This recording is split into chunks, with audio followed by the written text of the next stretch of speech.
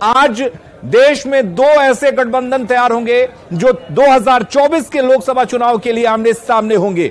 इधर जीतन राम मांझी के बेटे और हम सेकुलर के राष्ट्रीय अध्यक्ष संतोष कुमार सुमन ने भी बड़ा बयान दिया है। संतोष सुमन ने कहा है कि नरेंद्र मोदी के सामने कोई चुनौती नहीं है, विपक्ष के पास कोई चेहरा नहीं है। विपक्षी नेता किसी का नाम ले लेंगे तो उधर सब लोग तितर बितर हो जाएंगे।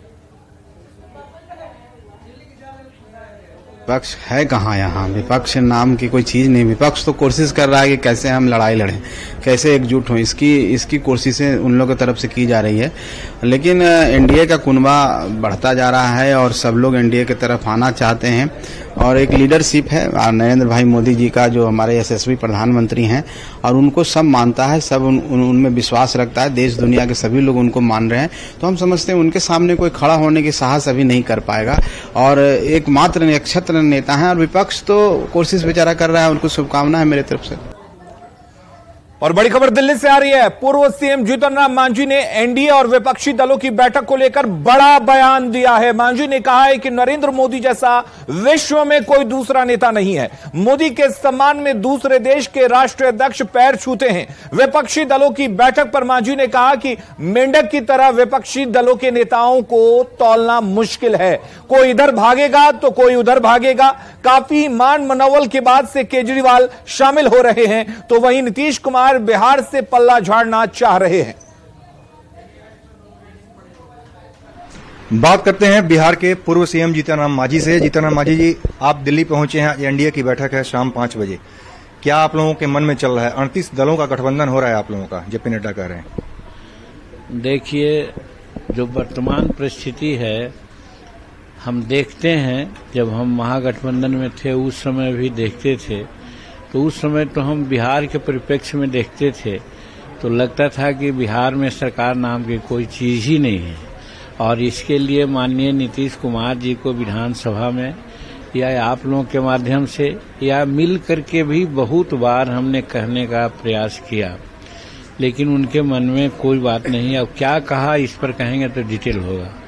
अब जब हम वहां से चले आए हैं, एनडीए में आए हैं, तो एनडीए में एक फेस हैं नरेंद्र भाई मोदी जी प्रधानमंत्री के रूप में, और प्रधानमंत्री के रूप में हम 1980 से विधायक हैं। बहुत से प्रधानमंत्री को हमने देखने का काम किया है। जो रुतबा विदेश में इन्होंने कायम किया है हिंदुस्तान के लिए, शायद जवाहरलाल के समय का याद नहीं है उन्होंने क्या किया है, लेकिन इधर के कोई भी ऐसे प्रधानमंत्री थे जो रुतबा काम नहीं किए। हद तो जब हो गया कि कोई देश का राष्ट्राध्यक्ष हमारे राष्ट्राध्यक्ष को पैर छू के प्रणाम करे, तो ये तो भारतीय संस्कृति की ऊंचाई है और फिर नरेंद्र मोदी जी की अपनी ऊंचाई है।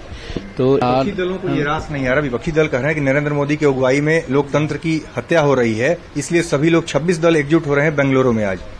अब देखिए, वो 26 न 37 जुटे, उससे कोई फर्क नहीं पड़ता है। उनका लीडर कौन है उसका तो पहले वो तय कर लें।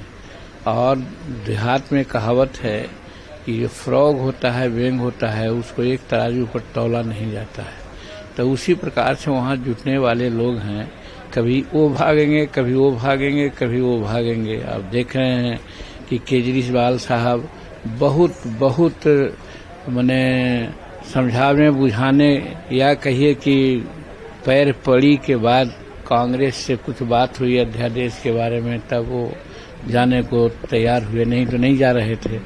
ममता दीदी का क्या हिसाब है कि जहां कांग्रेस और जहां वाम दल की बात होगी वहां हम नहीं मानेंगे।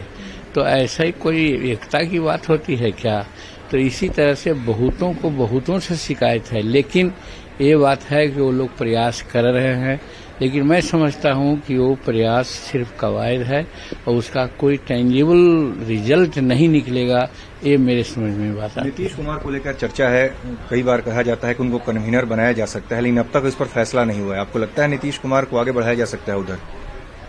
हम समझते हैं कि नीतीश कुमार कन्वीनर बनने की स्थिति में हैं, इसलिए कि वो बिहार से अपना पल्ला झाड़ना चाह रहे हैं।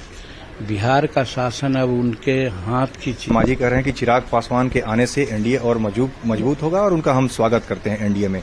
कैमरामैन बीनू के साथ अमितेश सिंह, न्यूज 18 दिल्ली।